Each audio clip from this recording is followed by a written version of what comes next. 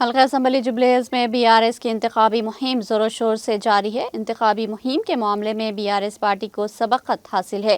Be R S کی مہم کے دوران عوام کا زبردست جوش و خروش دیکھا جا رہا۔ سینئر بی آر ایس قائد محمد اعظم علی نے آج یوسف گڑھ ڈویژن کے مختلف علاقوں کا دورہ کیا اور بی آر ایس امیدوار اماگنٹی سونیتا گوپی ناتھ کو بھاری اکثریت سے کامیاب بنانے کی اپیل کی۔ محمد اعظم علی نے آج جامع مسجد محمدیہ وینکٹ گری میں نماز جمعہ ادا کی۔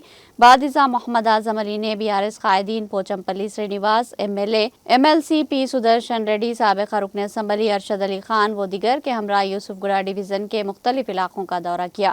بی آر ایس قائدین نے مصلیان مسجد سے ملاقات کی اور بی آر ایس کو کامیاب بنانے کی اپیل کی۔ مصلیان مسجد اور مقامی عوام نے بی آر ایس کے حق میں ووٹ کے استعمال کا یقین دلایا۔ اس موقع پر محمد یوسف، محمد فہیم، محمد شفیع، ذاکر حسین، فضل اللہ، محمد اظہر اور دوسرے موجود تھے۔ یوسف گڑھ ڈویژن کے مختلف علاقوں میں محمد اعظم علی اور دیگر بی آر ایس قائدین نے فرداً رائے دہندوں سے ملاقات کی اور بی آر ایس دور میں انجام دیے گئے ترقیاتی کاموں سے واقف کروایا۔